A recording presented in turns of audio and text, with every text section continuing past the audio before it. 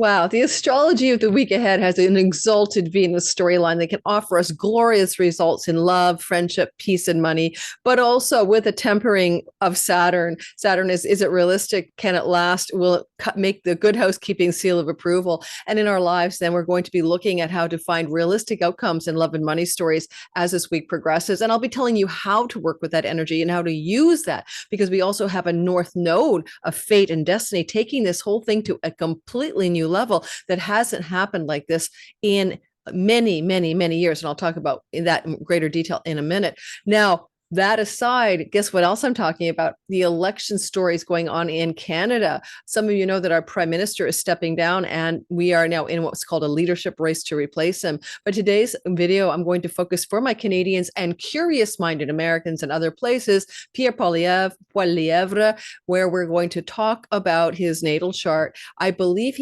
I've rectified his chart to some degree. He's a Cancer rising, just like Elon Musk, who just basically tweeted, "Yay, Pierre, go, go, go." Will that help Pierre in the Canadian market when it comes to the election that will primarily likely happen this spring? Or will it hurt him? And by the way, two bros in the broligarchy, because I don't know if it hurts or harms Pierre Poilievre as well when it comes to how Donald Trump perceives him, which is so far like a gnat to swat off. I don't care what he says. So let's take a look at the sky for the politics. We're going to end up apparently with a deadline for our leadership race for you. We're in a parliamentary system. We're going to have a chosen leader of the Liberal Party, which is the current reigning party from which the Prime Minister Justin Trudeau is stepping down on March the 9th. I'm going to look at Pierre Poilievre's chart to show what March the 9th looks like in his sky. How will that affect him? Because that will be a definitive moment in which his named opponent is now present and a clear and present danger for the next election. You called an election today against him and Pierre Trudeau. It's a landslide for him. Will there be a candidate who could pull some of the votes away? Maybe. Will he still win the election? Abso-friggin-lutely. And I'll explain why. So for those of you who don't like mundane or world astrology, could give a flying F about politics, you don't need to troll me in the comments. You can jump ahead by clicking the title of this video, which brings you to chapters, and you can go to your sign, or you can look to the pinned comments courtesy of me and my timestamping sister, and you can go ahead and watch your meaning for your sun, moon, and rising. So therefore, it is an elective choice for you. You can elect to or not watch the political content on my channel and other things to do with world events. Now, I'm bringing my inauguration chart reading to my Thursday video. So those Americans who've been waiting for that, I've done a little mini reading for my Patreon community. I'm going to deepen it a little bit more with some afterthoughts. You'll see that coming out on Thursday of this week ahead. For those of you who are keen to see, what does that inauguration chart stamp into the next 4 years of United States Republican-led administration? All right. And also, if you want to listen for your sun sign, okay, that's kind of like your eternal nature. This is the real you in the matrix. Imagine this is a simulation. This is your game player, and the avatar, the character that you're playing, the sort of in the simulation itself is the rising sign. The rising sign isn't your deepest essence. It's like you slipped on a coat of your appearance. Donald Trump, big hair, JD Vance, big beard, Leos, lions. You'll never meet a Leo rising who doesn't have big beard or big hair. They're going to work the angles on the mane or the facial appearance, right, of the lion. So women and men. So the gist I want to make here is that you come into this world and you take on the coat of your ascendant. You act and play the role. It's your avatar. The moon can represent the animating force that keeps the body alive. So when we die, the spirit leaves. That's lunar energy, prana, chi.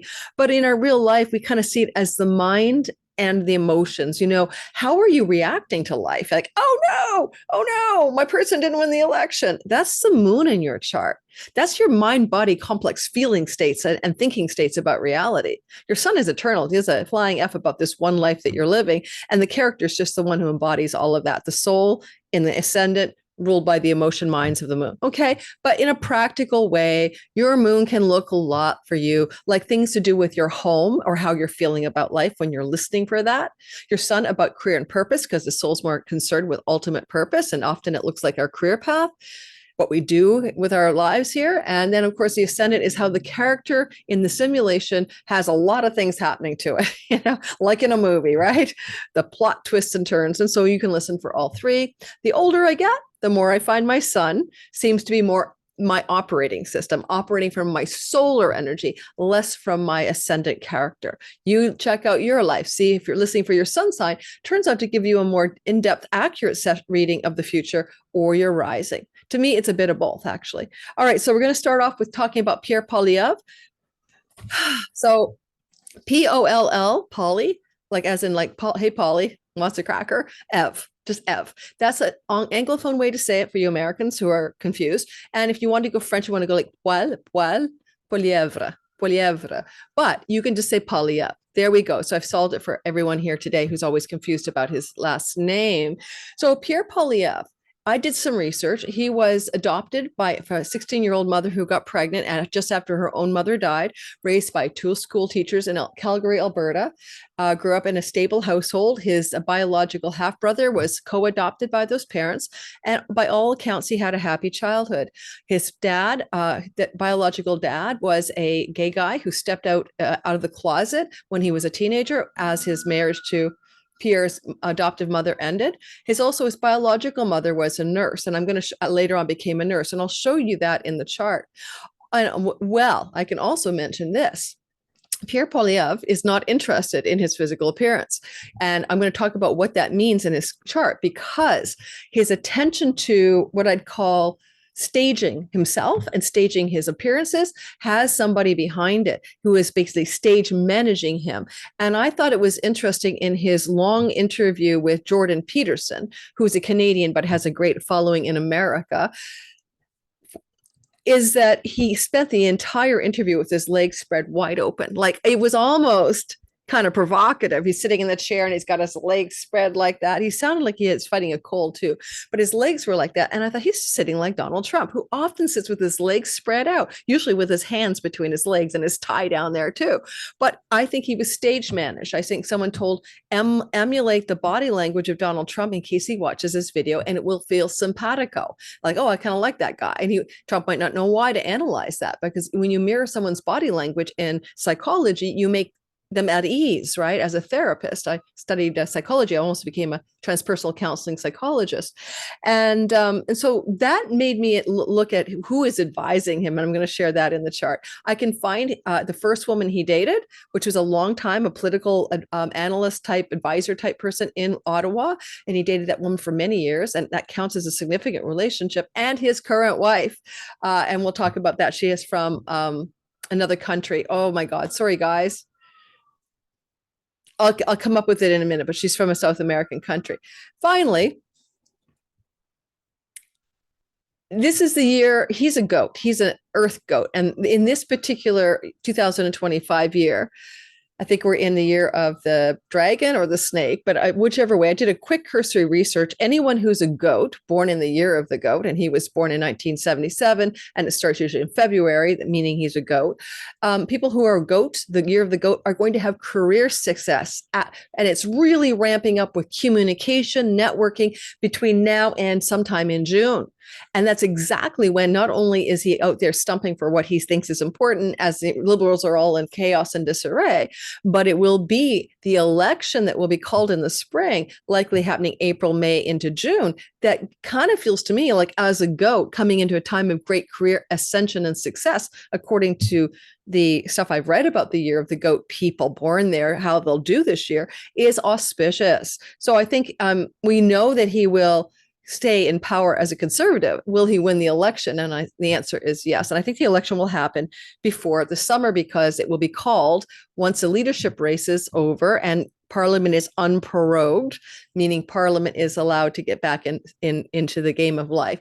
There's a small chance, there's a bunch of lawsuits now going up our court system, that the way Trudeau canceled the Parliament isn't legal. And if that is ruled as true, then immediately we'll have an election called on January 27th, which means that actually Trudeau will be the one running in the election, even as a leadership race goes. An interim prime minister will be running in a snap election that would occur in February, March. So either which way, we will have a new prime minister by the summer. It will be Pierre Poilievre.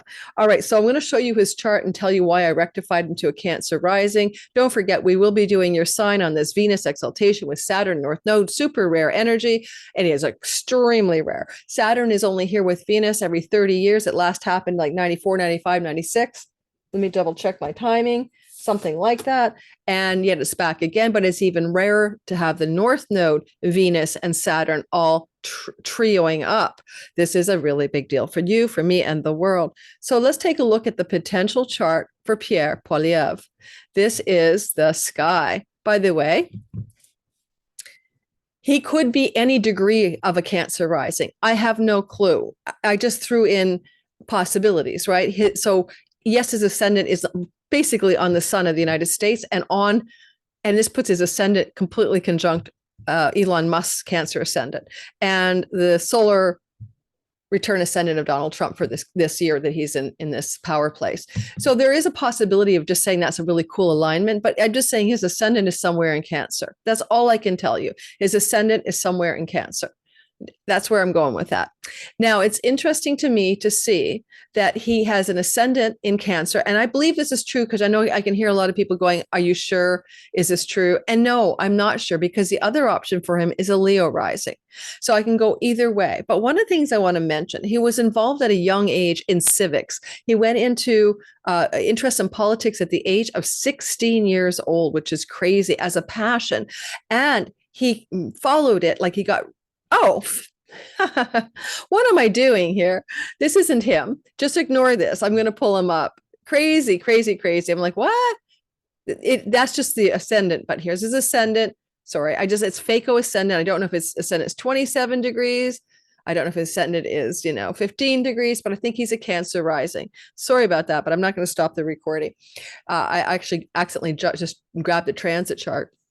So his ascendant is 27 degrees or some degree of Cancer rising.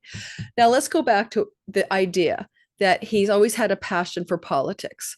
But at the same time, he didn't finish university. He dropped out and did a distance course to finish up his Bachelor of whatever arts program. This is what happens when people are born with the South Node in the house of higher academic environments. They do not finish school, or it's a challenge, or they're disappointed with the result, or they have to let go, like they graduate and then they don't even use their degree. And so he's got some kind of South Node, let go, let God, forget it, release it. I'm not here to do things to do with higher academics. In order for this to work in whole sign houses, he needs to be the Cancer rising. He worked for a short time as a journalist at a newspaper in Calgary. This is the moon in her joy in the house of journalism, newspapers, and magazines. Okay.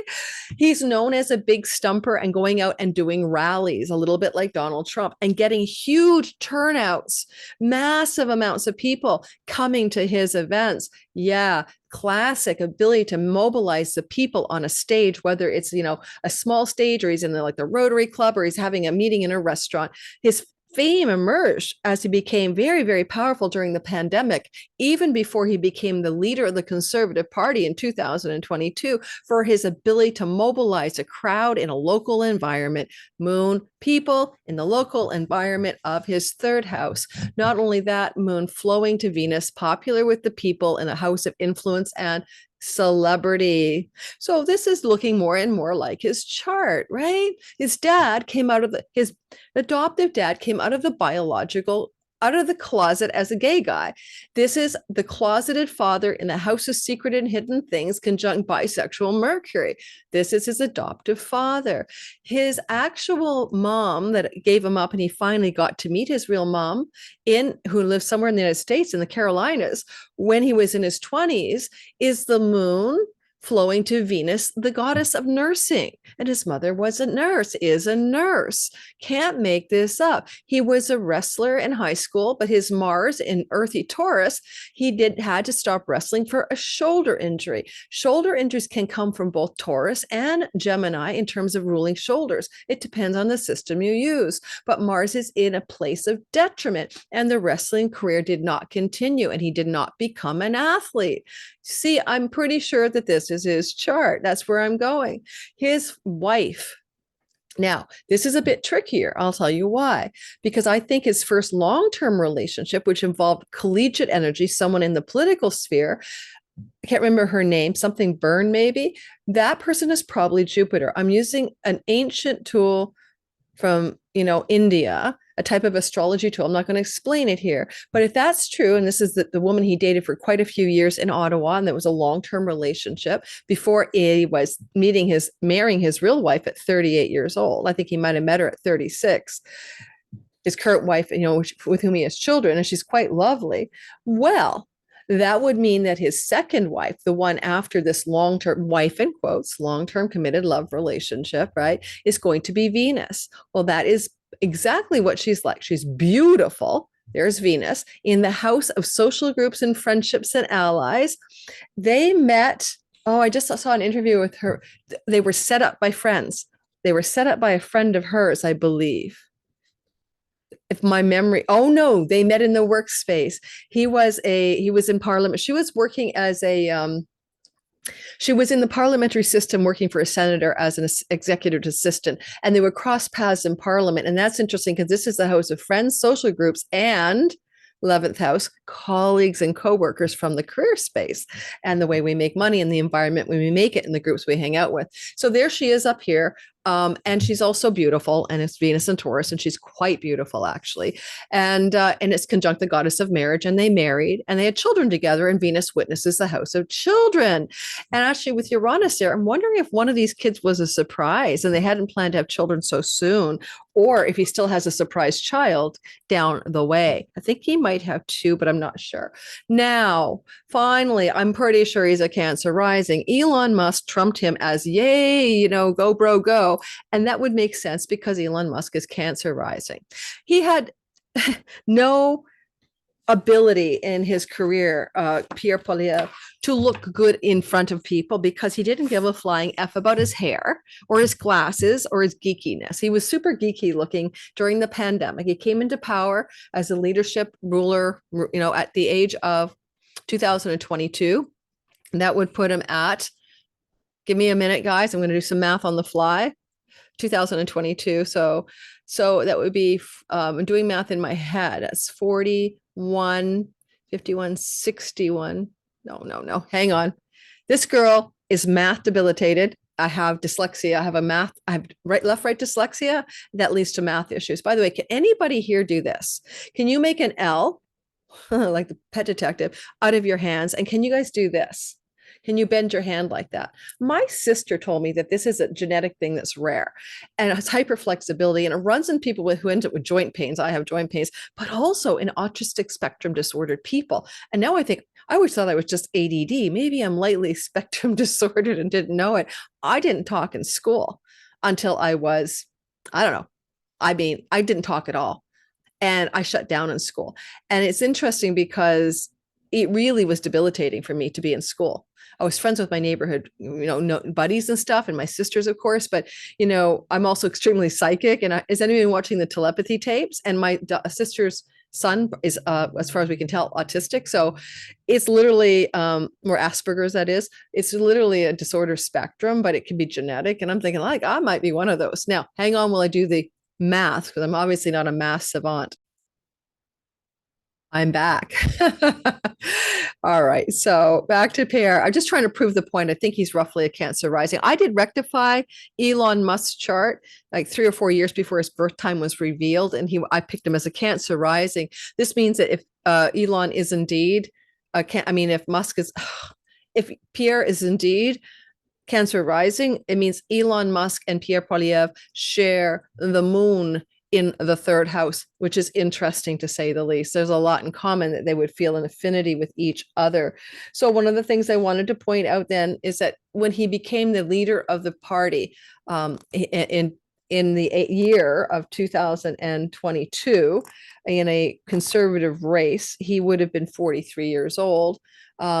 41, well, he was 43 or 42, depends on if was crossing the birthday in June. I'm trying to remember when we had that race because it was very exciting. But he was either in his 7th house or 8th house age. If it's a 7th house age, that's about winning the audience, winning the marketplace, winning with the public, that kind of thing. Okay. Now, hopefully I got my math right, but I did. Yeah. So now one of the things I want to say before I finish up yattering on about him is that in this particular sky, you can see they used to call him an attack dog. That was his quality when he was always involved in politics, okay, and different political parties, early Conservative Party advocacy. At one point, he had this reputation as the attack dog. Well, if you're going to talk about attack, just as a general principle, you're going to talk about the Aries energy, the fighting energy, the soldier spirit of combat on his midheaven at 2 degrees of Aries. That's because that's his reputation, and he's dedicated to his career. That's the dedicated flame of the devotion and sacred duty to keep the Pax Romana. And he's also conservative, as you know, and that's a trio or quadruple of conservative values over here in the sign of Taurus, in his house of public celebrity, influence over groups of people, and being a movement maker. His platform is to common sense it out, axe a carbon tax, common sense values for common people, bring it home. He's a nationalistic energy, he's a populist energy, perhaps you could say as well. And so there's a lot going on here in his chart that suggests why he's in the ascendancy. But I want to note that there is going to be a Venus star point. I don't know if it's on his midheaven because we don't have a time for exact, but it's in his 10th house. And that Venus star point is going to elevate him. And that Venus star point is happening on March the 22nd. And in his career and reputation house, over the 9 to 10 months that follow, that can represent a fresh start and an elevation in his career. All right. So I see that as well as a likely story. And on March the 9th, there's going to be the end of the leadership race, perhaps. It's supposed to happen in Canada for who's going to replace Justin Trudeau. And it would be interesting to see. I'm going to put the March 9th over his chart and see what it looks like for him at that time, sort of baking in success or a lack thereof. And anything else? Oh, he doesn't have any mojo for looking good. I wanted to talk about that because I almost looked at him as a Leo rising. He used to have kind of a jelly brill cream hair, it looked really bad on him, and his geeky glasses. And now he's suddenly got his mojo around, hair that looks nice and, no glasses. He's wearing contact lenses. And so this is indicating for his public reputation space, he's got people in advisory modes. That's his wife, because this is Venus right here in this kind of house of how you influence groups of people, how you appear, how you get your celebrity on, how you get your ability to motivate and move people forward. And with Chiron here, he would have been a non-belonger. He would have had wounds around not fitting in high school or in social groups at certain times, and she's helping heal that. And she's probably saying, "Oh, let's get some contact lenses, dude." When he stood up and did a big speech a couple of days yesterday in Canada, I'm recording this already on Friday, January 10th for my Patreon community. He put a bunch of Canadian flags behind him and stuff. And it was commented on Canada that was a psyop, to make it look like he was already prime minister. So he's got a lot of advisory energy around how he looks, because Cancer rising people aren't particularly attentive to what their crabby shell looks like for the rest of the world. And, Elon Musk is similar. I mean, he's not, his biggest priority isn't his brill cream hair or his gel look or whatever he's doing with his hair. If Pierre Poilievre was to win, he will actually be able to work with Donald Trump in the same way that Elon Musk works with Donald Trump. Because, it puts him in the 12th house, behind the scenes. As long as Pierre and Elon don't stand up front too much and take the spotlight away from Trump, for example, then all will be well. If they don't seem like they're directly competing with him, is basically what I'm saying. But Trump and Musk and Trump and Poilievre, if this is his chart, will not ever come to a head-to-head battle, not based on the aversion of the ascendant. So we're assuming the ascendant is true here. Finally, I do believe this is his chart. I'm not going to explain too much about it, but there was a Mars heliacal rise in Capricorn in January of 24, giving a 2-year window of the ability for Musk and Poilievre to have a rise in popular appeal and influence over groups of people, marketplace, and audience. Okay, there you go. Now, we're done. And by the way, Pierre could have been a lawyer. He wasn't. I made a mistake, but he's got the lawyer Athena in the House of Higher Education and Law. However, the South Node pulled that away. The guy is a brilliant debater, and he's on point, and he never misses a beat, unlike our former to be prime minister, Trudeau. Okay. Disliked by 90% of Canada. All right. Just so you know, if you like him, you're one of the rare people out there. Let us continue on now and talk about the week ahead. Oh, first of all, just let's throw a chart over the story right here, recently used. Let's take it to transits. This is what's happening outside the wheel of Pierre Poilievre's life. He was born in 1979. Someone give me a math tool handy. That makes him 41, 51, 60, 40 now. Fuck. So when I was in school, I had a really bad teacher in grade 8, and I used to have good math grades, and then everything fell apart because I couldn't understand him. Okay. He was from another country. He just arrived in Canada. His accent was too thick. But now I know I have dyslexia left, right. And that is, it gives you a math disorder. I just learned that. There's a name for it. So give me a sec. I'll do the math. I'll be right back. He's 45 years old.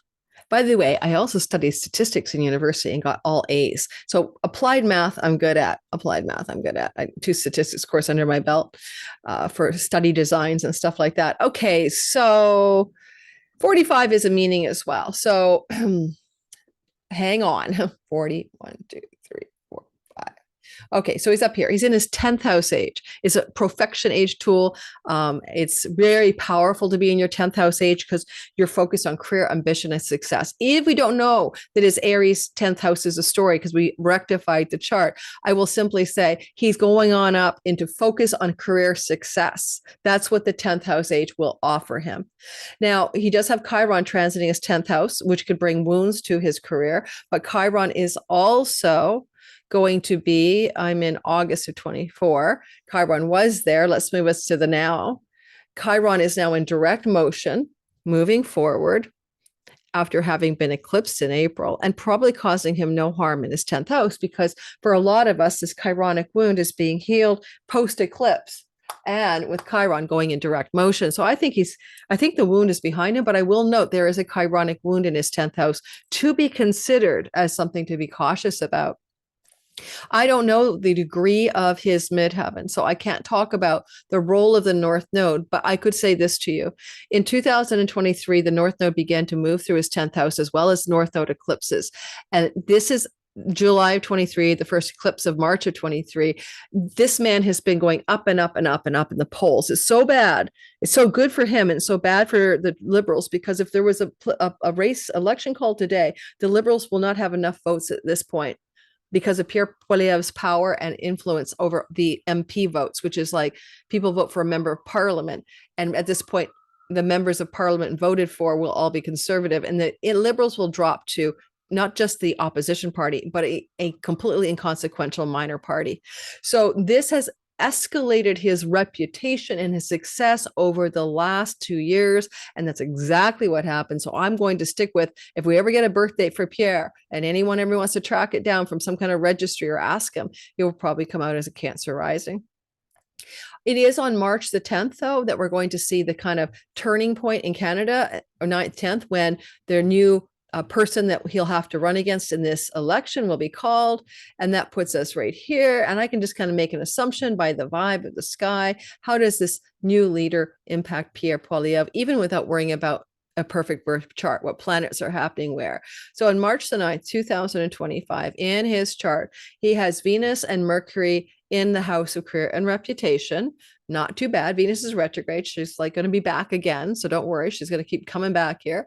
But he's got a nice little glow up in the reputation. Mercury, he's talking, he's being popular.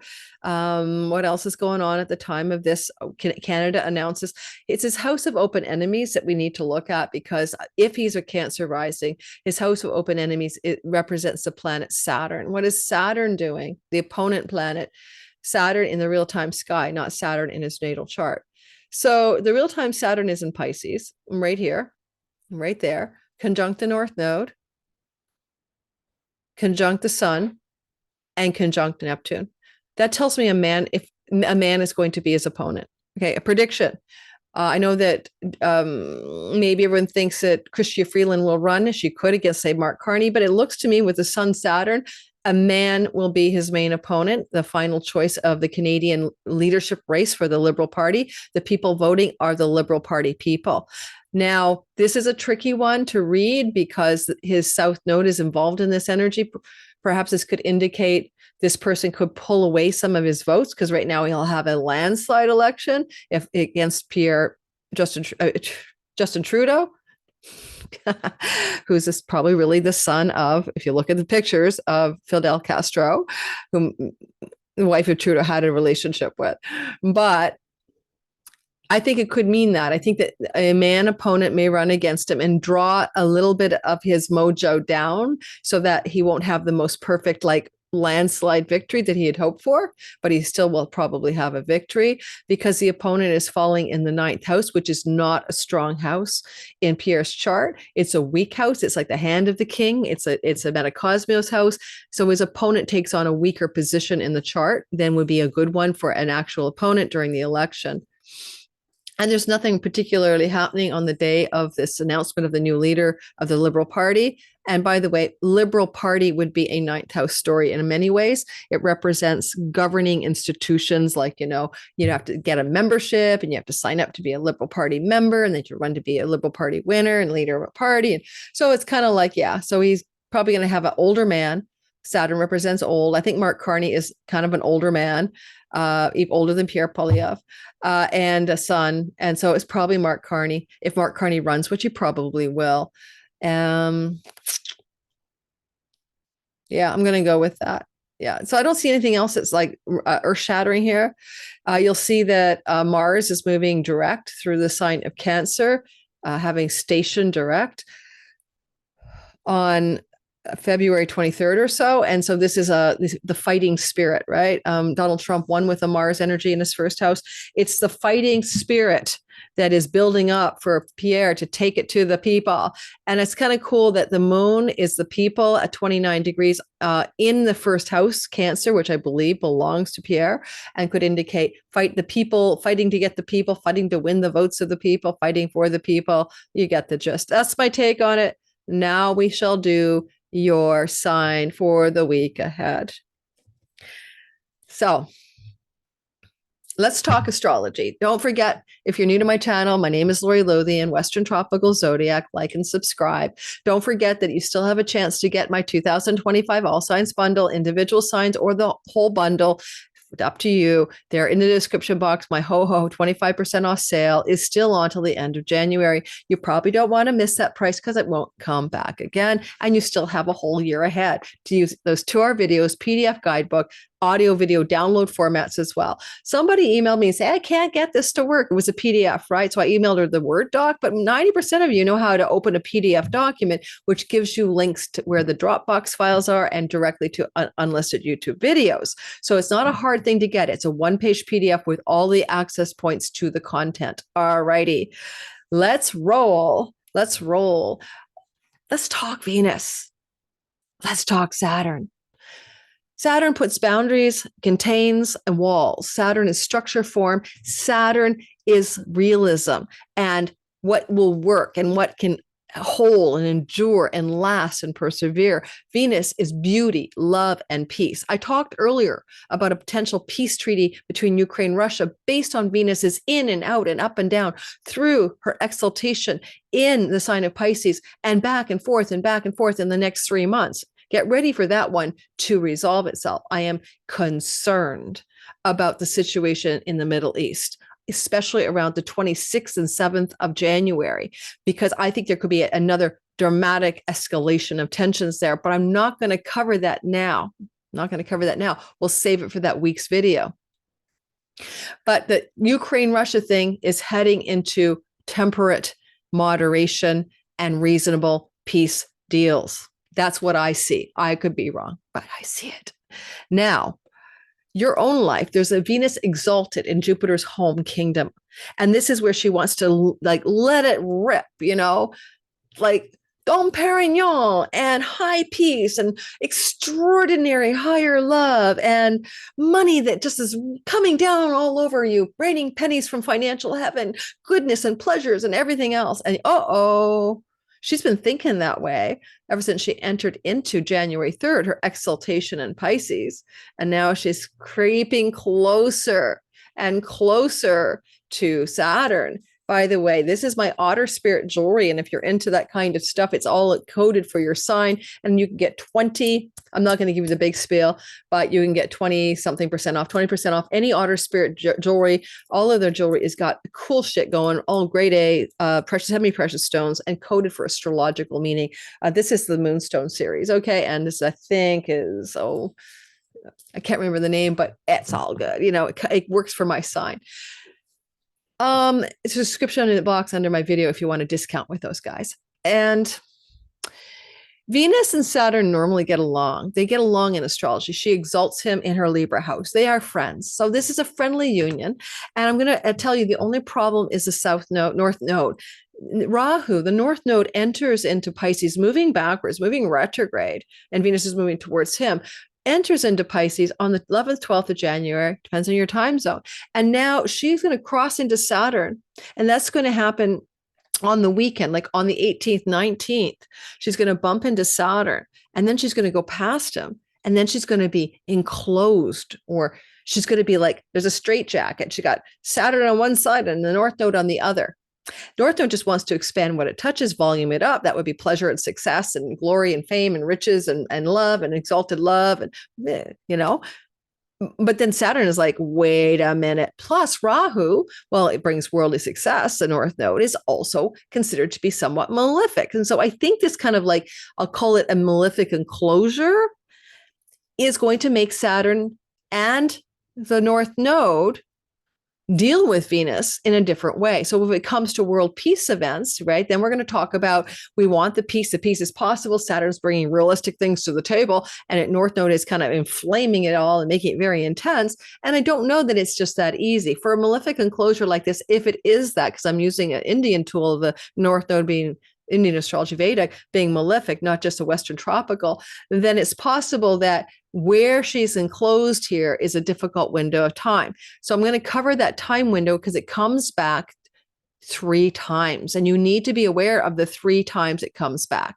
And also she conjuncts Saturn 3 times. So I'm going to put up a chart.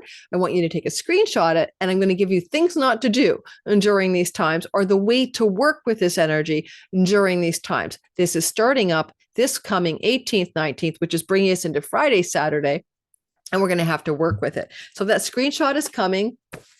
Renn Butler's The Archetypal Universe. Let's say a few words, right? Shall we? Venus Saturn can bring quality time, stable relationships, solid working partnerships, a blending of beauty, integrity, but also the darker side can have social burdens, tests of your relationships, coolings of affections, fear of a loneliness, doubting your attractiveness. Some of the quotes here are wonderful. It can bring solidly enduring love, but in difficult energy, it would be the opposite, a love that feels burdensome and heavy, dutiful and constricted. There's a great quote about this from a Venus conjunct Saturn person, Gloria Steinem, the feminist. I cannot mate in captivity.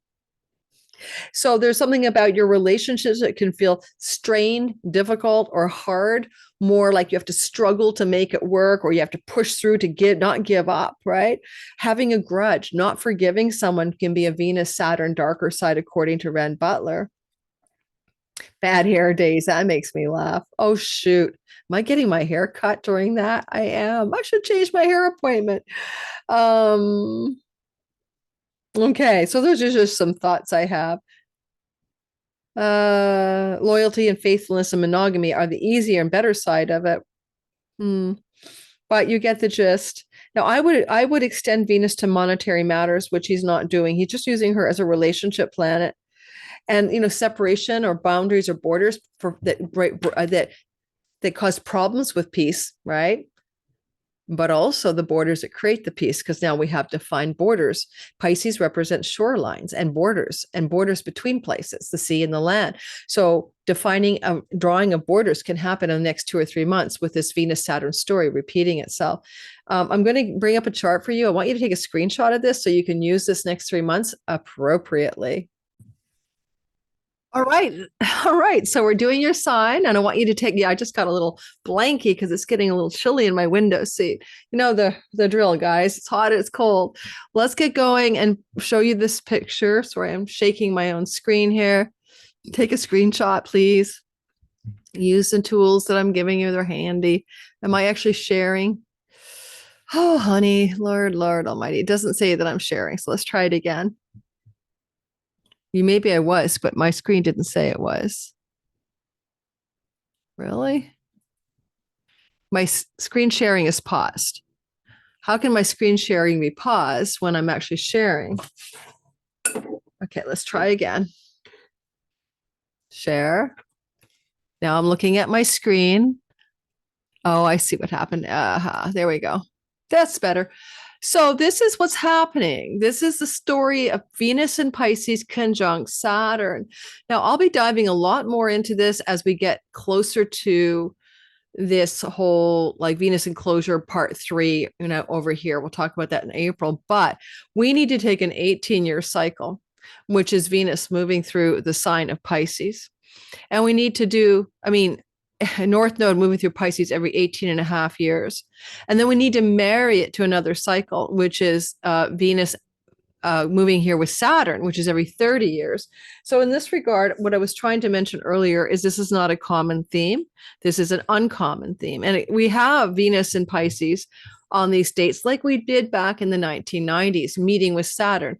However, not with the North Node. So the dates that Venus met with Saturn in 2025, which I have written down, I thought I did, are the following dates. Let me just pull it up on the back end of my notes on my computer. Give me 30 seconds, but there's like going to be back in the 90s when we had Saturn moving through the sign of Pisces. So I have it on a note here and I'll pull it up to wherever it disappeared to. I'm loath. Well, you screenshot for me to actually break away from the screenshot. So you guys screenshot. I'll give you the last time Saturn and Venus met 3 times 30 years ago in the sign of Pisces. Why? Because you can use that to make a comparison to your life right now, because this is the last time it happened in the 90s. And so I'm going to just go in here and put 1990 on back. I have to redo this chart. And we're going to put Venus into the mix. Okay, Venus in the sign of Pisces. Yeah. Meeting with Saturn. I'm on my software calculator. Yep. And good old Saturn, good old slowpoke. There we are. So back in the day, guys, it would have been February of 1994, April of 1995, and February of 1996. So again, spring of 94, 95, and 96, spring, winter of those ages, those times in our lives. We saw this combination of events occurring, but in these times that I'm talking about, we did not have the North Node moving through the sign of Pisces, which gives it a whole different flavor. And in a mundane video, I'll be talking about the last time that did happen for world events, but we're past the world events story. So now that you can compare your life to 94, 95, and 96, as Venus and Saturn continually met together in the sign of Pisces, you can use this chart that I provided for you. And I just lost my screen share again, but we'll find it. I paused the screen share during all this time when I'm squinting into the thing. You've got to be kidding me. What is going on? I don't know if I was talking to you while I was squinting or I was actually, but if I was pausing the screen share and squinting into the computer to read my charts, that's me. All right. Holy man, tech issues here. Got it? Screenshot that. Go for it. This is what you need to know. This is the narrative. This is just like 94, 95, and 96. You'll have this. This is not the first one of Venus's connections, by the way, to Saturn. She also connected with Saturn in 2024, last spring, and she connects with Saturn again in 2026 in spring. So this is the one that we need to think about now. This is the story that's happening now. But know that 94, 95, 96 have a feel that reminds you of 2004, 2005, and 2006, okay? In the Pisces part of your whole sign sky. So you can go back to living your life in 94, 95, 96, Venus, Saturn, Venus, Saturn, Venus, Saturn, and Pisces. And that's going to be a lot like 2004, 2005, 2006, Venus, Saturn, Venus, Saturn, Venus, Saturn, and Pisces.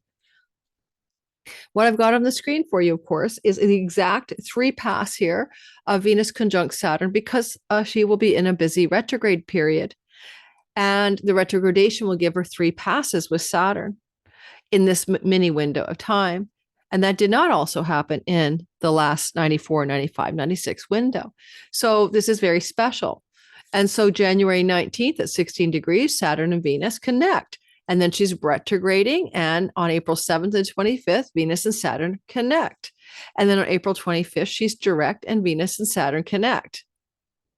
And there are the degrees 16, 25, and 27 Pisces. A lot of you know that Neptune is at the end of Pisces. And so she on April 7th and 25th is pretty close to Neptune, which gives it a very interesting, dreamy flavor. But she's also in getting herself stuck and enclosed between the malefics. And the malefic enclosure dates, or the enclosure between the North Node and Saturn, which may be difficult, and the desire for urgent need to volume up, expand, and achieve something in a worldly, ambitious way, Venus, Rahu, and Saturn, slow down, put the brakes on, let's be serious. January 2nd to February 2nd, malefic enclosure, April 1st to the 7th enclosure, and April 24th. Now, is it always malefic? Maybe not. Like my birthday is April 4th. I can try to spin it like I want to have extreme ambition in Pisces, which is my second house of earning and money and earnings and resources, because North Node Venus exalted brings extreme ambition and desire to achieve a lot of financial success in the course of the year until this conjunction of Venus and Saturn next spring of 26. However, Saturn will make it realistic, give it forms and structures and scaffolds to build on. And it will happen slowly, not overnight. So you don't have to always think of Saturn as the bad guy. As an Aquarius rising, and all you Aquarius is listening, it's happening in our second house of earnings. So keep in mind that kind of backdrop of understanding that, well, it is not always easy when Saturn's involved. Venus does like Saturn, and the North Node is trying to ratchet up the stakes for worldly success and great expansion that's destined. But Saturn comes in and says, can we be more realistic? Can we just double check? Can we make sure the foundation is solid? Do we have the structures, forms needed to make this happen in a way that's sustainable and enduring and lasting? And that applies to whether we're talking about love and relationship and peace treaties, and if we're talking about our money and our earnings, because Venus also rules the things that the financial structures of reality as well when it comes to currency and money. So keep all of that in mind. Now that you've got that screenshot, probably well done, let's go ahead and break it down for each sign. I'm not spending too much time here because it's not a complicated story, but I'm going to spend enough time that you can hopefully use this material going forward. This is a week ahead, a look at the astrology. It's a longer story because I gave you more detail that takes you into the larger synodic cycle. We're not starting with Virgo. No, no, no. We are so not. We're going to start with Aries.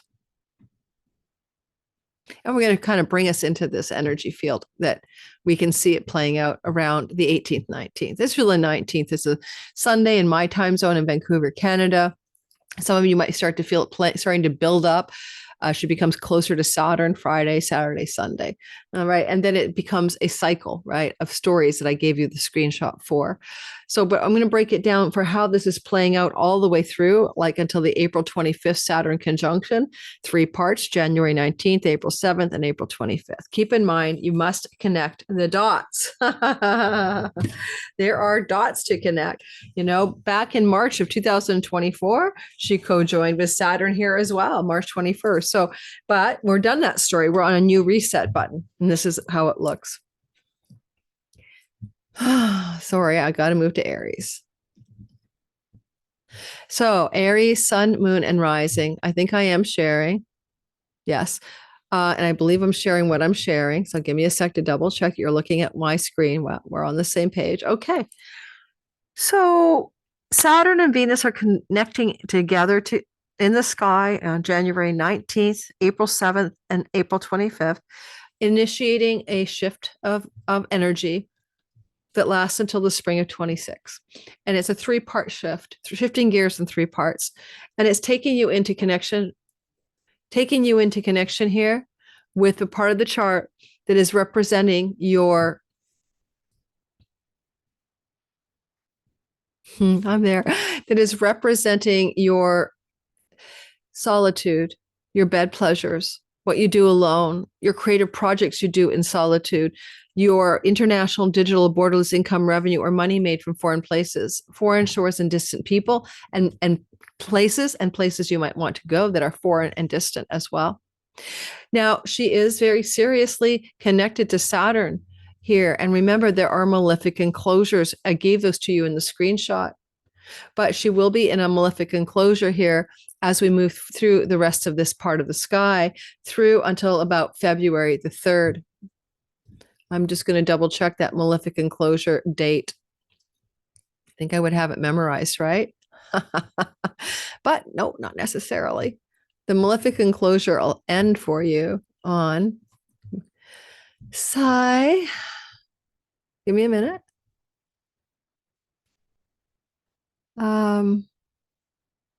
Given that I was just showing you this picture. Yeah, so the malefic enclosure where things could be hard for peace in the world, but for in your own life, something to do with your 12th house is going to happen like about to February 1st. Okay. So keep in mind that narrative, and that malefic enclosure is not something to be trifled with. In essence, it might be a good time for you to consider that you could be a little bit more cautious with spending. The 12th house is a house of expenses, okay, and financial losses in more Indian style astrology. And in that regard, Venus loves to exalt her spending here. And I would be a little cautious between this malefic enclosure that runs through to February 2nd. And when I showed you that malefic enclosure chart, I think I said January 2nd to February 2nd. I meant January 19th to February 2nd. Oh my God, who knows why that screenshot is wrong, but I don't have time to fix it. But anyway, sorry about that, guys. But it's January 20, it's really like January 20th. That's why that was wrong. January 20th, not two. January 20th to February 2nd. Be cautious with your expenditures. Be cautious with your savings. Don't go out and bust the bank open on January 20th to February 2nd. Now, I'm going to be doing a separate video about this because I'm going to talk more about world events. But for you, just know in the short term, that is a window of time where you could be unfortunately overextended in your finances because Venus wants to spend anywhere she goes. And this is a house of expenses. And therefore, be cautious about that. So how to use this energy is be conservative and constrained in how you spend your money between January 20th and February 2nd. That's the bottom line. All right. She's in that enclosure until February 1st, around that time. In the meantime, at a deeper level, this is a very spiritual awakening house that she's traveling through.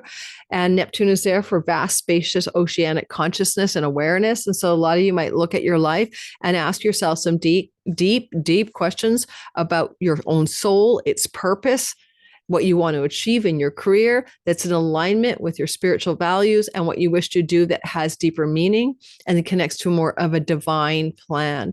And I say that because she's also looking at the sun in Capricorn as we go into this conjunction to Saturn. Sun is what we want to achieve in our soul's individual purpose in the house of career. And we also can note that she's flowing to Mars in the 4th house. And this could indicate some pondering that you're going to do through till the end of April about whether you want to move your home or change your home or make some changes in your home that serve a more spiritual path, or even bring your home into another country or change your home to another land. And ultimately with the South Node in the 6th house, maybe there could be a change of home to do with an opportunity for a new rental property, as well as a purchase of a property because of Juno in the 8th house. And this is playing back and forth, in and out and off, all the way through until the end of April.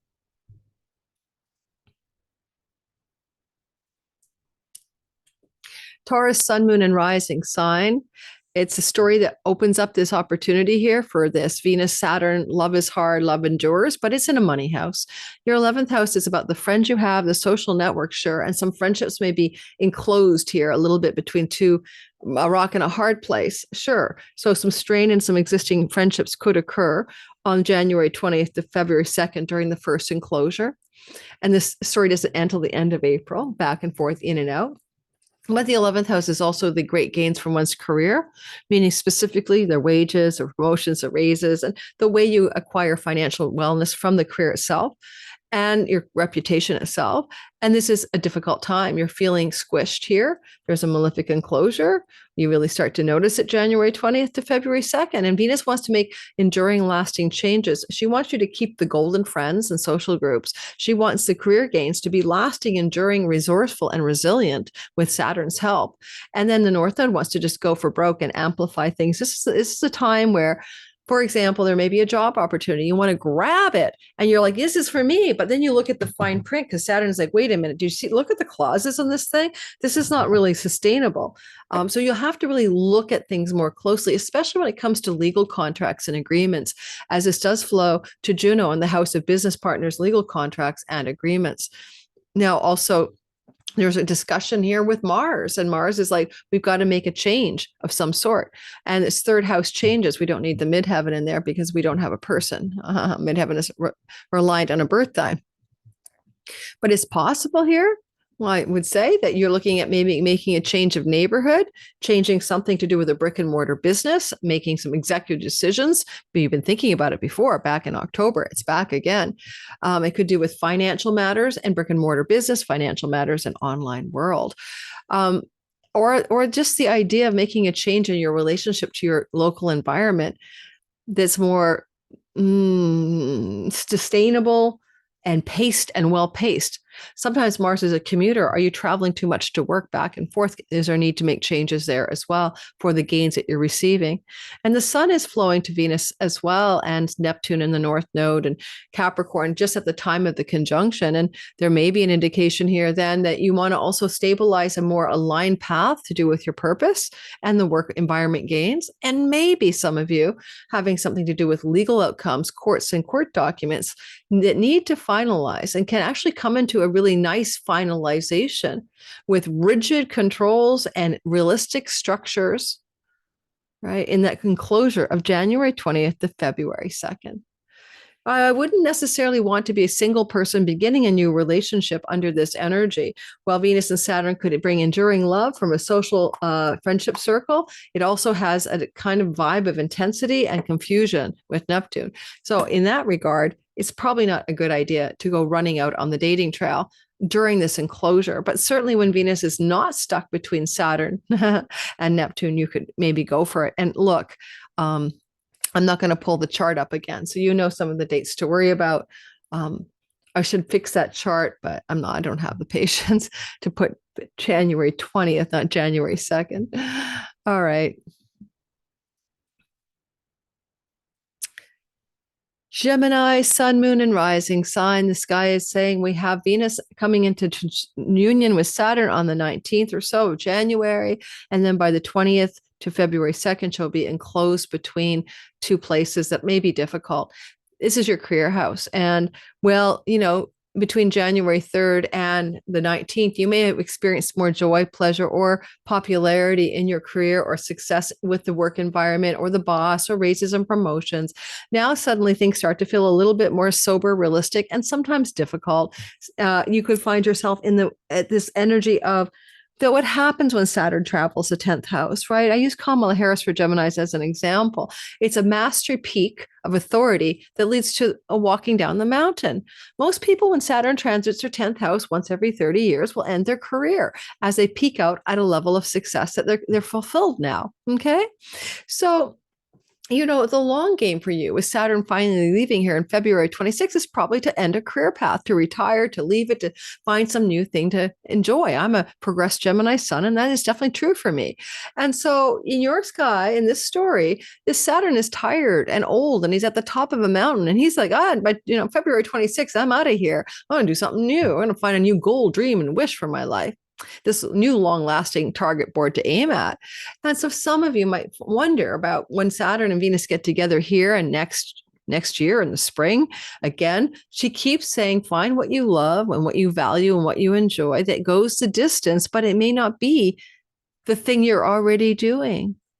And therefore, I wonder if January 20th to February 23rd, 22nd, when she's enclosed here between Rahu, North Node, and Saturn, and Neptune, what you would like to dream into being as a amplification of worldly success that can take you the distance after February. So some of you may pull away a bit from what you're doing now in order to go in a little bit between the ambition and the worldly success and the long game, long tail dream that you'd wish to put into action moving into 26, 27, 28. So consider that an advisory moment. Venus is going to be in a nice flow state, of course, to Mars in the second house, and this can amplify the ease with the earnings to some degree, although you are constraining your jubilation in the 10th house with a little bit of serious realism. And go back to October because Mars is traveling over sky. He traveled in October, and maybe you had some financial work things that you were addressing then, and you're now going back to readdress them regarding work and career matters. Venus flows to the house of your work colleagues and compatriots and work and employees and employer and work routines. And Juno says partnering.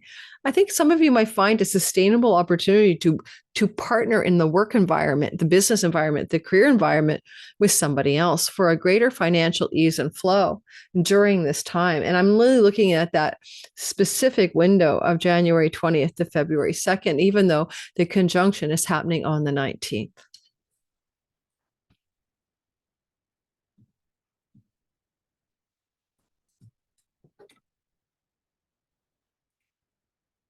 Alrighty. Then we have Cancer, Sun, Moon, and Rising. Venus is in your 10th, 9th house of God. She flows to you. She's conjunct Saturn. You want to go back to school? I mean, did you start thinking about it last year? Do you want to re-educate? Do you want to educate for the first time at an institution of great learning? Do you want to end up entering the publications, podcasting, or book publishing industry? Venus, Saturn, for long game success stories. That's kind of Venus Saturn stuff in your 9th house. And this became very active for you back in 09. I told you guys in the beginning, listen to the beginning, but 94, 95, 96, now it's back again. Yes, it is. And it's back again for your consideration. And maybe you went to school back then. Maybe you traveled abroad. Maybe you had things to do with court and legal matters that were big on your table, and you wanted to win in the long game and be prosperous and successful and lucky here. This time, however, this one particular energy, because Venus conjoined Saturn in March of 24, and we'll do it again in the spring of 26. So this one's complicated. And the first complication is January 20th to February 2. After she co-joins Saturn, you get into that malefic enclosure, perhaps, and it might be something along the lines of coming to terms in a realistic way with ambitious goals around your deepest purpose in life, around foreign people and travel, around grandchildren, around energies to do with your educational path, and being more realistic and reasonable and constrained and dutiful. And it could involve other people, right? Your grandchildren come off the 9th house, for example.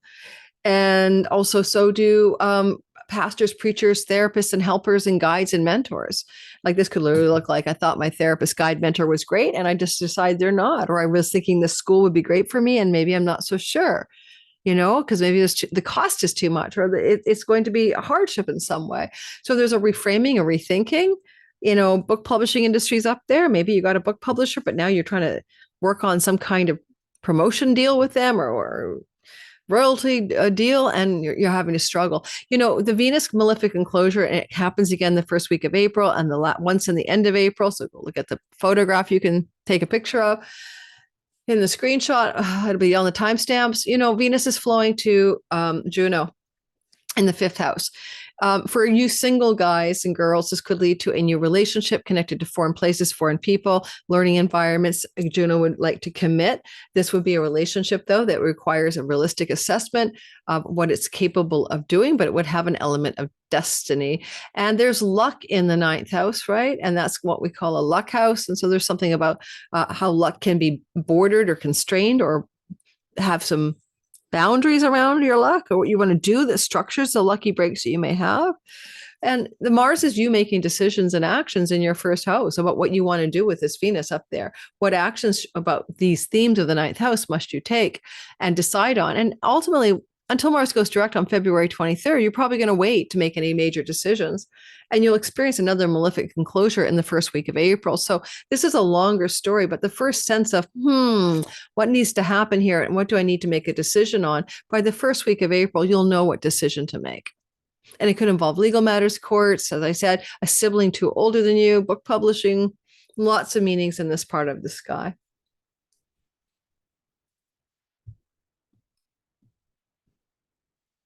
All right, Leo, Sun, Moon, and Rising. The Venus conjunction to Saturn happens on the 19th. This is coming up on the weekend. And, 18th, 15th, Friday, Saturday, Sunday, it's building up. She co-joins Saturn in your 8th house of chunky money back in March of 2024, and we'll do that again in the spring of 2026, just like she did in 1994, 1995, 1996. So to make any comparisons, that's the best time to go back to.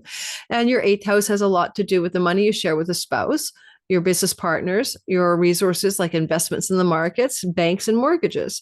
The flow to Juno in the 4th house is wonderful for procuring a refinancing of a mortgage, for getting a home equity loan, for maybe getting some kind of purchase of a property or a sale of a property stabilized.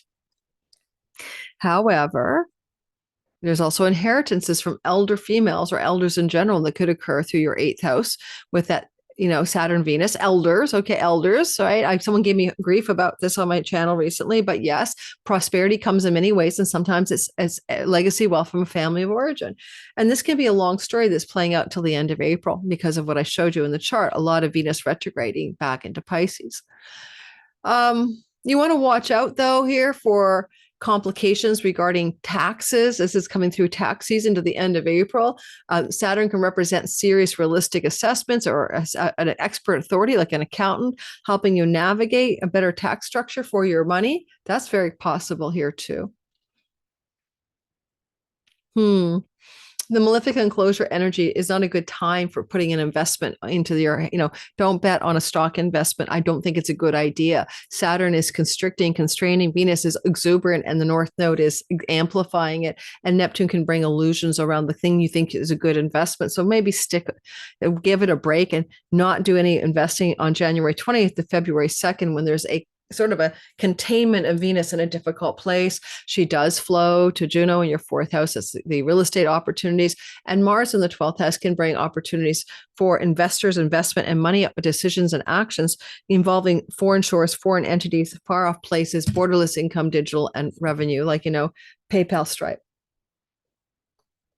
It's all moksha, very moksha energy. It's really good also for new spiritual activation, new spiritual awakenings in your life, if you're into that. Wait a minute, one more thing. Marriage goddess is Juno. And all this action is happening in your 8th house of secret love affairs, okay? I'm not hoping that you do that, but there could be something going on where you or your partner are in a secret love affair environment, and therefore there's this kind of constriction, like you want to go away for a secret getaway with your lover, but your husband says we're going to do something that weekend and you're screwed, or your wife. That kind of weird stuff can go on. This can go on and off all the way through to the end of April. So whether it's you or your partner, get your eye on the ball on that kind of narrative. With Pluto in your 7th house, relationships are very intense right now, and especially third week of April 26th, 7th, when Mars will be opposite Pluto here. Look back to January 2nd and look back, to January 2nd. April 27th can be explosively difficult energies in a primary committed love story. Don't be suspicious of your partner because an astrologer online said something, for God's sakes. Trust your own intuition. Virgo, Sun, Moon, and Rising sign. Well, just like in 1994, 95, and 96, you're back in like 24, 25, and 26. Repeat rinse, Saturn, Venus in Pisces in your 7th house. In a long-term existing relationship, it can be troublesome to have Saturn here. Venus is exalting and trying to make stable, enduring gains so that the relationship can go the distance. And she's a saving grace because the relationship's already being tested by Saturn, which would like you to level up into more stability, but will equally get rid of the relationship if it's not right for you. Single, then Saturn can bring a destined relationship with an elder person, 7 years younger or older. North Node is already going through here for a year and a half. Single Virgos can find profoundly new destined love, but If you're in a relationship, it wants to expand. Are you going to get married, move in, increase the connection in the relationship? Now, this is like 94, 95, 96, but there was no North Node there. So there's a lot of destiny going on here for you. And there's a bit of a challenge. Now, it could be your partner in love or business is going through a difficult window of time on January 20th to February 2nd in the first of 3 malefic enclosures that include the first week of April and one day in the third week of like April 24th. And that may be things that are hard in their life. And you're watching them go through some struggle. Or the relationship could be also experiencing the same containment and the same desire to be enduring and exalted and beautiful and destined and struggling. Some kind of containment as the dreams that want to be made real here need to be really assessed, okay, a little bit deeper. If you're a social media person or you work with lots of clients or maybe some struggles in that part of your life, as you approach your audience marketplace with some constriction, maybe January 20th to the 22nd of February. I would say with the flow going on to Juno, this is not too bad for legal agreements and contracts, business partnerships involving social media, online world, and any kind of marketing and selling kind of job and aligning with a new partner in business. Also, a romantic getaway with a significant long-term love story person could really work for you as well. Anytime during Venus in Pisces, right? January 3rd till February 3rd or so. But also, I would encourage you to think about this enclosure as something going on with your significant other, if you have one, and what are they going through in some kind of intensity or difficulty they may be experiencing. So ask them about how they're feeling. Maybe a little bit down, a little bit like they are squished up between ambition and worldly success on January and realistic outcomes January 20th to the February 2nd. And the flow to Mars and the 11th house could open up opportunities for lots of social engagements in your life with your clients or with your long-term partner. But Mars is retrograding over Old October territory. And so there could also be a need to readdress some social issues that were going on with mutual friends and you and your partner, maybe travel, that are related to things that happened in October. And, you know, this kind of enclosure is maybe not your deal. Your partner just having to figure some stuff out. Or if you don't have a partner, some significant person in your life.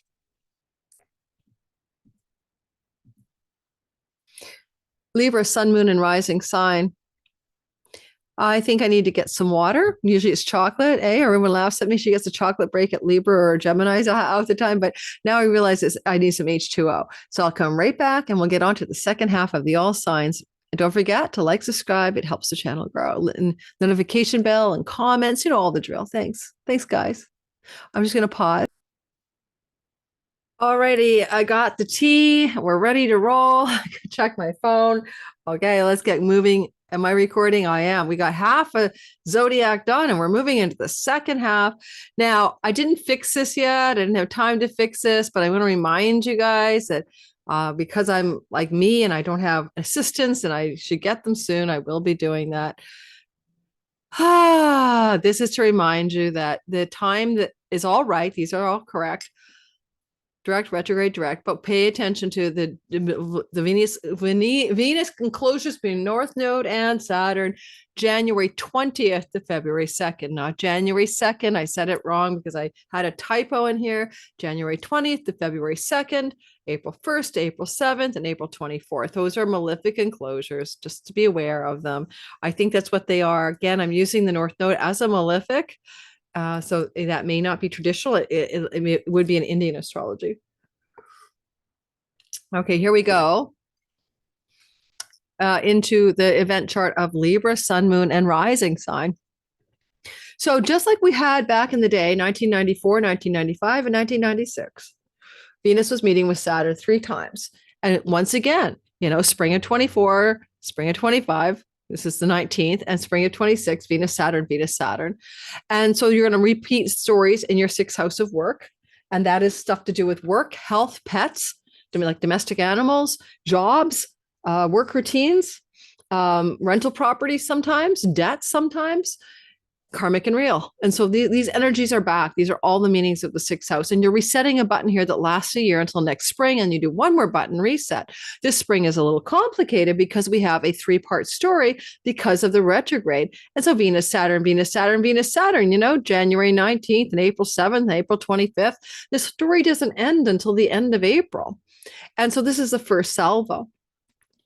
Now, Venus here is going to get a little bit stuck, I think, between Saturn and the North Node, things that you want to achieve in your work, things you want to achieve in your domestic animal environment, get a new pet, add a pet, do something with a pet, things you want to achieve regarding rental deals and properties, and things you might want to achieve to improve your health. And Venus wants to have pleasure and joy and enjoyment in the work. And with Rahu, financial and success, and also to increase the pleasures of your daily life. And yet there's a little bit of a hardship, and this could look like a work situation. Yet the flow to Mars between the enclosure of January 20th to February 2nd means that you're going back to things in your office, work, colleague, coworker, career storylines or reputation storylines that take you back to late October. Things, especially just during the month of October, are up for redressing and redoing in some way. And this is also about what things were happening in October in your work environment and your career environment or your health environment vis-a-vis your work environment that are coming back for review. And Venus here wants to have a lot of enjoyment and financial success in your work. This can look like raises and promotions, new levels of authority, Saturn, Venus, an enduring contract. You just got hired for the long term. You got a permanent position, but there's some kind of complications maybe because you're really ambitiously yes. And North Node says yes. And Venus might be saying dreamy dreams come true, or are they with Neptune? And Saturn is realism. So it's also a bit of a sober, realistic assessment of these opportunities and decisions you're trying to make regarding work and career matters. Because maybe Mars wants to quit a job or a career, and Venus wants you to be ensconced in a financial well-being through work. And maybe there's something needs to be refined here. Now, there's a flow to the Juno energy, and that can look definitely like this could bring on something like a new job opportunity. And that is going to be something that's a possibility for you during this enclosure framework as well. A new contract for a job, a new job offer, a new job assignment. That's something you might see on January, the 19th, 20th through to February 2nd. But again, we have to have that sober realism of Saturn to go with the worldly ambition. So say yes, because it's a nice water trine, and look more closely at whether this is going to serve your long range goals. I mean, there's also a bit of a kite forming here to Uranus, and we'll be covering that in another video as a kite story. But, you might have some really exciting surprises that can come out of this as well over the course of the longer game through to February 2nd for better financial well-being through some radical changes in work and money and career. Just having that when the actual conjunction gets pretty solid, like before it moves on a bit, we'll notice that on the 19th or 18th, 19th, that Venus will also be able to witness the late degree sun, and something about, the balance in the work and home environment being something you need to really address as well. Work, home, life balance is something that you're considering, that and or renting a property out as a landlord or renting a property as a leasee. That'll be very much on your mind through the 19th of January through February 2nd. So pay attention to your inner cues for what to do.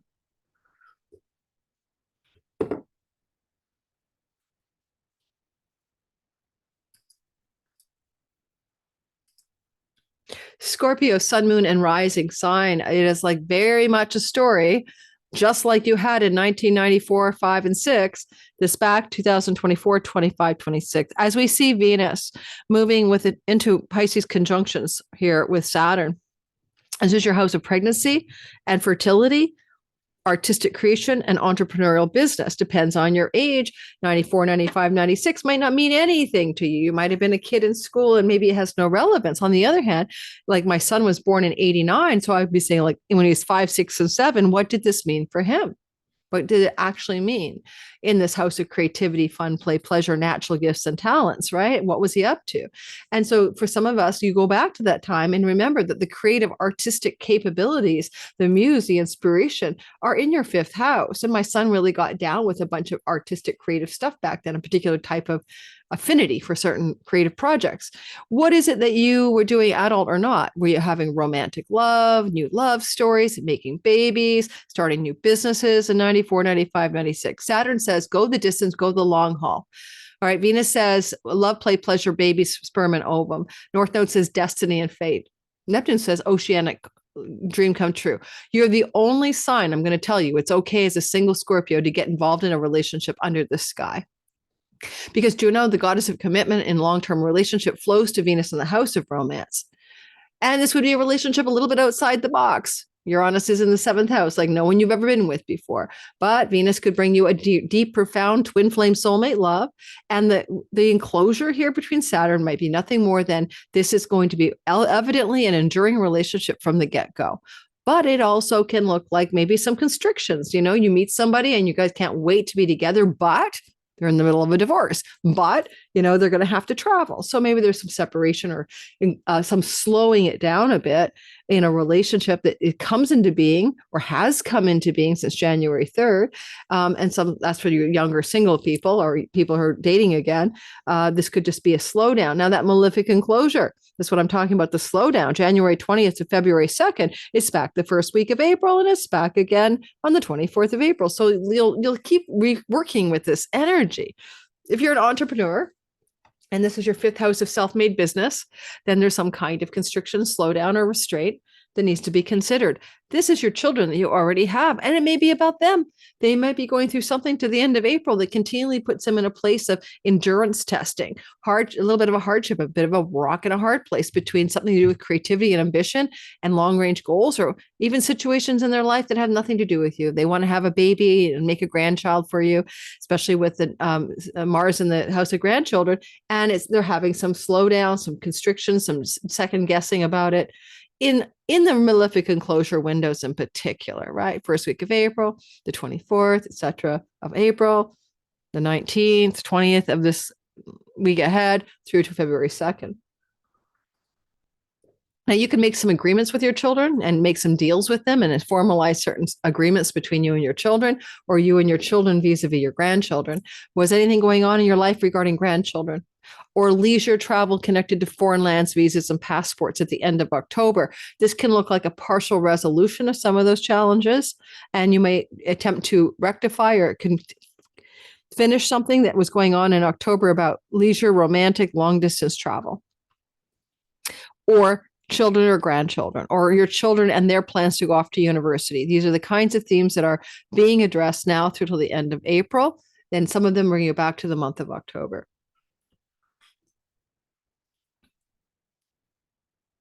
I'm going to say something interesting. If you didn't think you're going to have a baby, you could get pregnant under this energy, you or your partner, and that's especially anywhere after January 3rd to February 3rd. That's a big fertility signature for unexpected pregnancy with Uranus in your seventh. And the enclosure might be the feeling of contraction and restrictions that may be felt about what to do with a pregnancy that wasn't planned. Just a thought, and that could be something going on the first week of April, April 24th, or right now, you know. Saturn would be like, you know, the realistic one. Is this the right time? And of course, January 20th to February 3rd, that story is in play.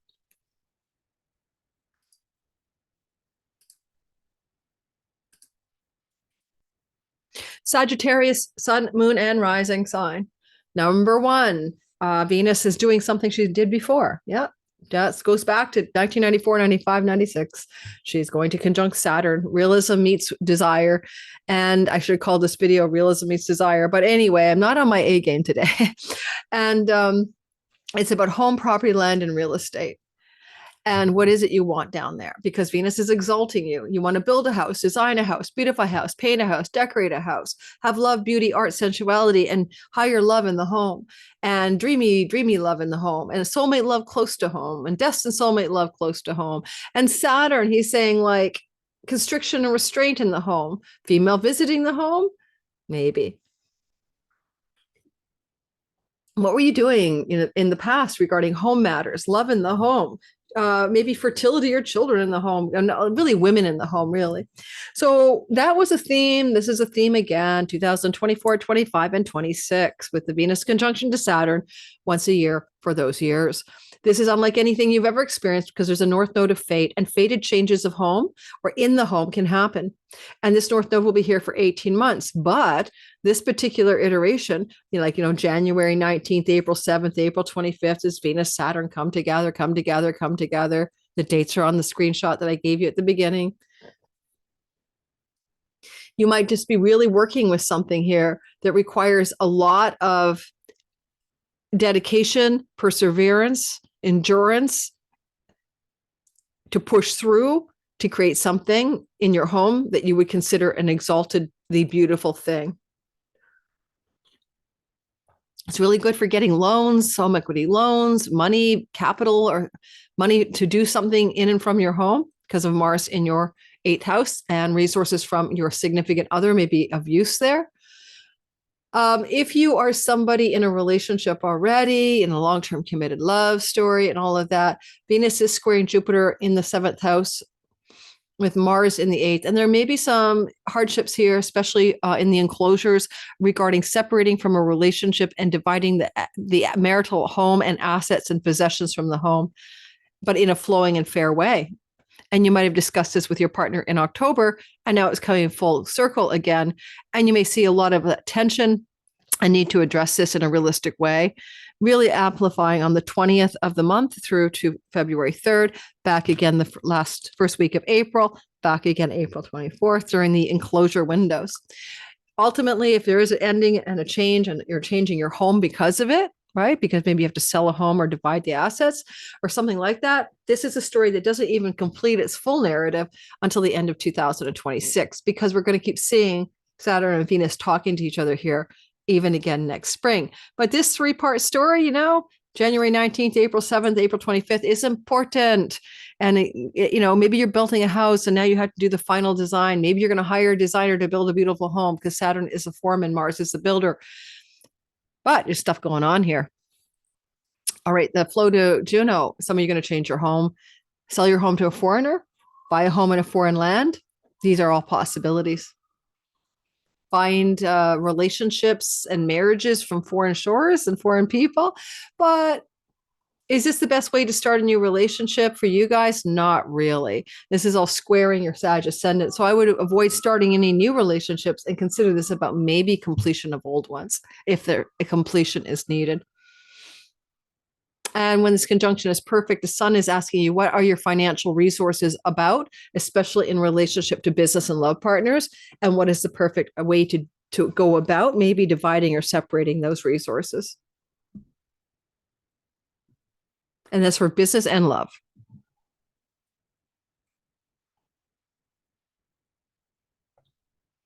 Capricorn, sun, moon, and rising sign. In the sky, we see, like you had back in 1994, 1995, and 1996, we see in 2024, 25, and 26, spring, and spring, the conjunction of Saturn and Venus together in your 3rd house. 3rd house is a cadent house, and it's like a junk drawer in the kitchen.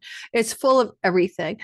Your neighbors, your neighborhood, your local and short distance travel, skills-based teaching and learning, the sibling one younger than you, aunts, uncles, cousins, nieces, nephews, and siblings as a general extended family category, writing, selling, marketing, and businesses that involve those things. What was going on in that part of your chart back in 1994, 95, and 96? It is back again in the next year, last year, this year, next year. And you're making enduring, lasting, sober-minded, realistic, but changes you desire or actions that you desire here. Desire Venus, Saturn realism, endurance and perseverance, pushing through to get what you need here. Venus would love to have an exalted, dreamy, beautiful home with water nearby, Neptune, that's destined in a foreign land. Saturn would like to make it real. Just so you know, you have Uranus in the house of winning money on the wealth star Algol. And if you win money, it looks like you could win money with a significant marriage partner that allows you to find this dream home neighborhood situation emerging. But not everyone will have that happen. This could also be an unexpected and exciting development in your long-term existing love story that goes back to things that were in play or that were seeded in the end of October, and that could take fruition as unexpected fortune or luck. That also involves the word wealth. You'll notice that the Juno, the marriage goddess, is in the 11th house, and business contractual agreements is also a house of windfalls, pennies from heaven. It's flowing to Mars in the marriage house. Mars in the marriage house, right? He's retrograde. It goes back to October. You might be, by the way, separated or distant from somebody that you're normally with. Maybe that's why the travel house is activated. And what you may be seeing is the opportunity that's coming up on January 19th to, January 19th to establish a travel plan or to meet with that person. But just be aware that travel with a long distance love partner to whom you are committed can indicate some challenges in the malefic enclosure of January 20th to February the 2nd or so. And so in that case, no, but after that, yes, then the travel can work well. When this conjunction happened, the sun was witnessed by Venus in the first house. And there's a lot going on here about what you want in regards to all of the themes we've talked about. What do you want in committed love? What do you want in marriageable love? What do you want in your primary long-term relationships? What do you want in your situation regarding neighbors and neighborhood? And also, what do you want in your romantic life? Uranus is shaking bacon up there to give you some kind of outside the box stuff. Capricorns back in 2018 had Uranus move through the fifth house, and that's like polyamory, free love, tantra, bondage, S&M, try it all. I know a few Capricorns, and more than one, who've been in that situation ever since this shift of the gears have happened. And you might be getting a little electric, romantic Kundalini activation coming off of this energy of Venus as she not only co-joins with Saturn, but kind of does that whole malefic enclosure energy that kind of peaks out around the 2nd of February. And just a thought, right? It's all flowing to that Uranus in the house of sexuality.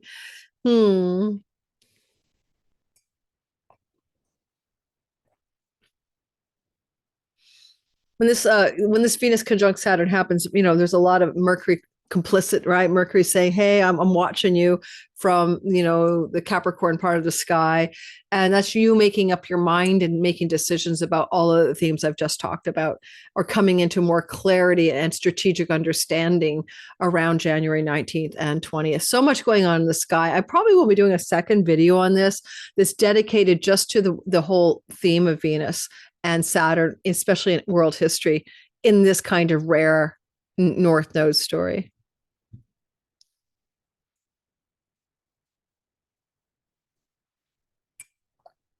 So I'm one of you, Aquarius, Sun, Moon, and Rising. And Venus is doing something like she did back in the day, 1994, 95, and 96, where she kept meeting with Saturn in the springtime in the money and earnings and resources house to compare notes, which is useful to go back. What were you doing? And what was I doing 94, 95, 96? I was changing my career.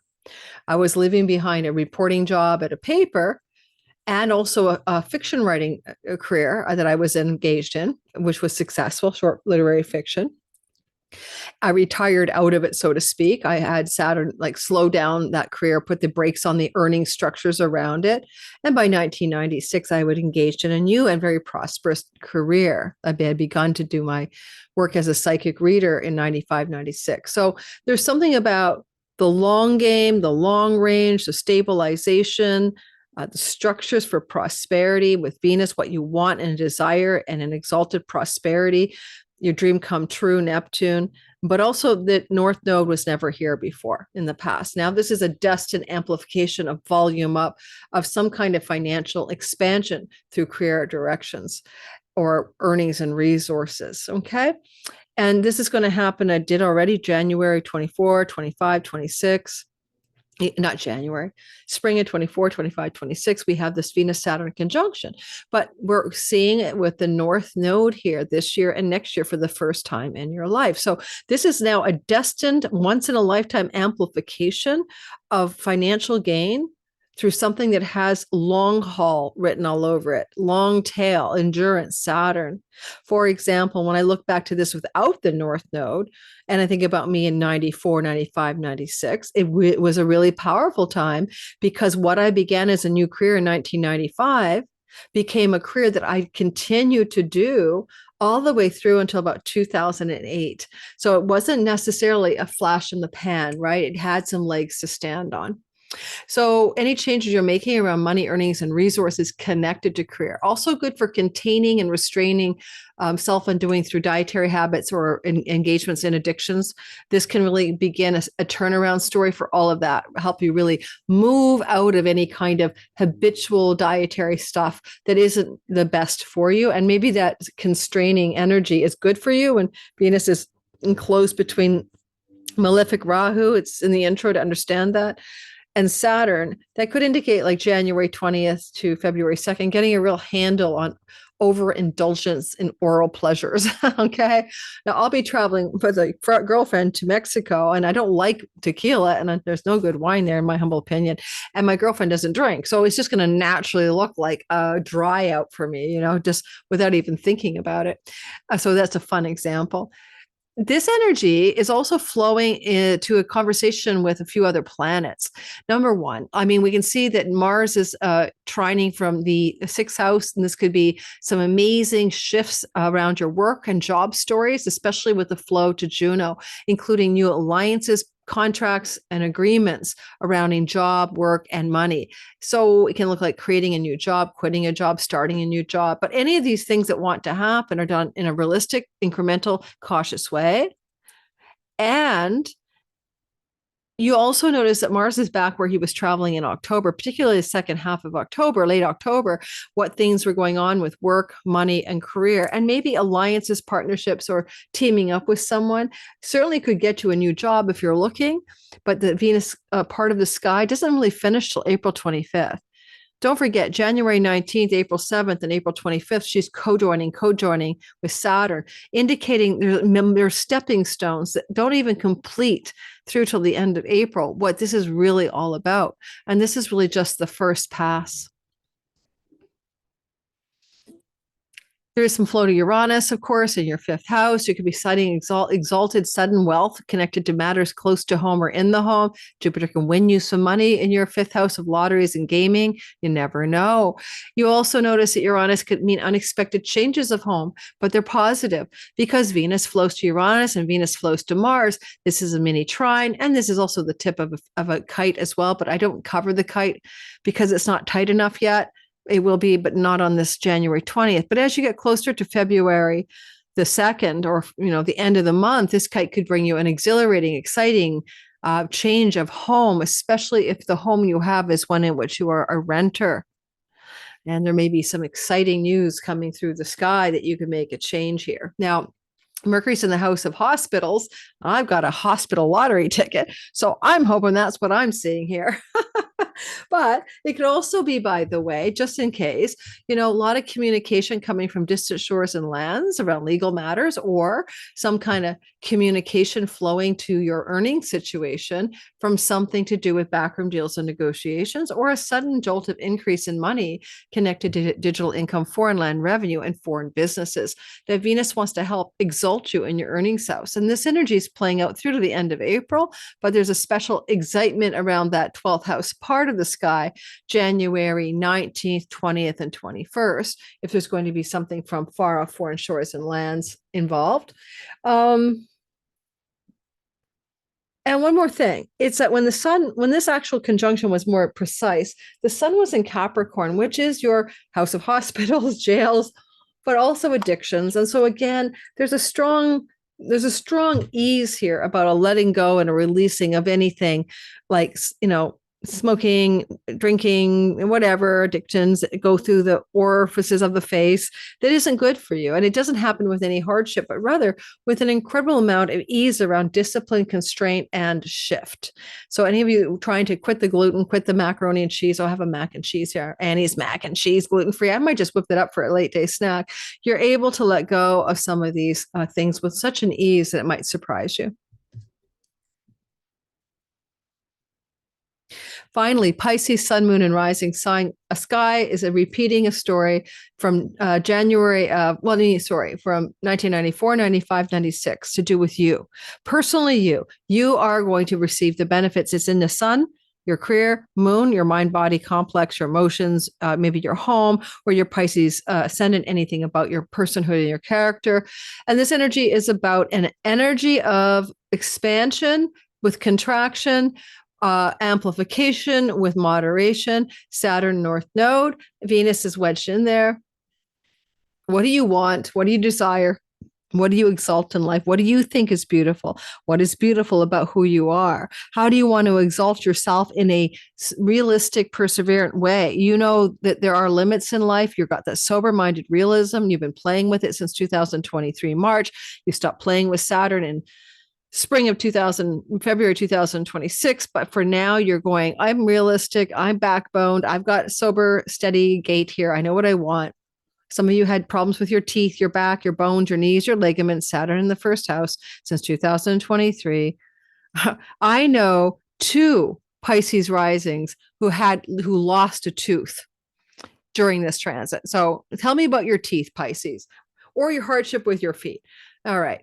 Tripping. My sister tripped on the stairs and hurt herself, and then she had to have a tooth taken out. Like, she's a Pisces rising. Just had lunch with dinner with a Pisces guy friend. Same thing. Out came the two teeth, indeed. So Saturn rules your teeth, and so he's in the first house. Problems with those parts of your body show up.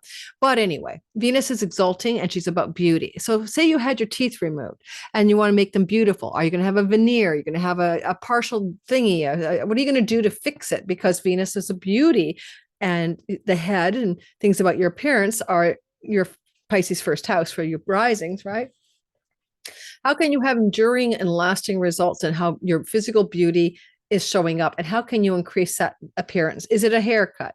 Is it some new wardrobe? Is it a new facial thingy? Is it new teeth? You know, a lot of Pisces are looking at how to make yourself more exalted and beautiful. You thought about that in 2024.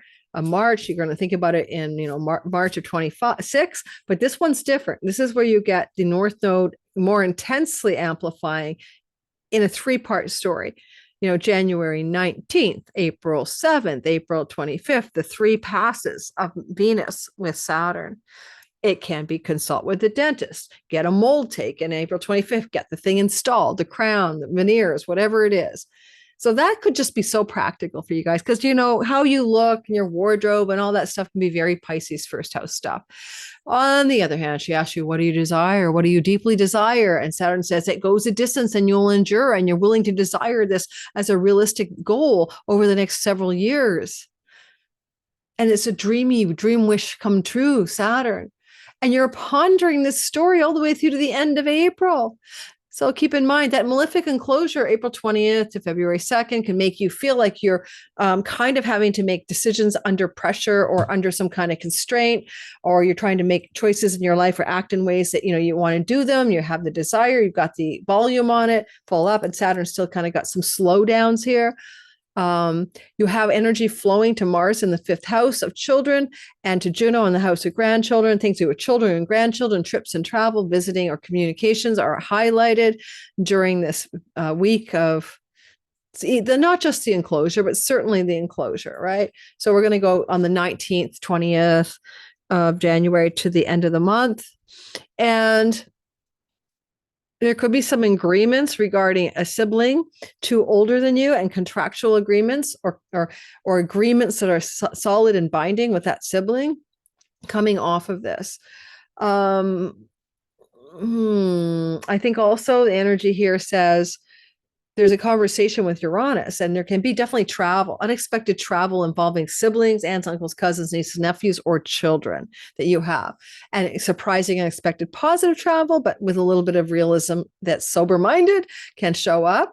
You would also wonder, I am anyway, about the idea that what was going on at the end of October regarding your kids, regarding your creative entrepreneurial activities, regarding your romantic sexual life, because this is where Mars is now, and he's going back over that old ground, flowing to you and to the North Node in the house of marriage. So probably you could be deepening a connection you have with a significant love partner, or maybe meeting someone new under this auspicious energy for love and relationship with a lasting soulmate partner. But did you meet them in October and you're re-meeting them?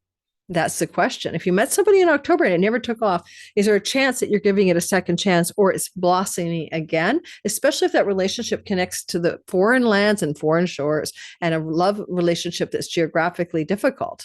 Now, Uranus is giving you some surprises, and that's the third house of travel, skills-based learning in the online world. Certainly, if you're on the online world, this could give you a bit of a digital hit, a viral hit in the social media environment for some creative project or entrepreneurial endeavor, including sales and sales projects and promotions and launches.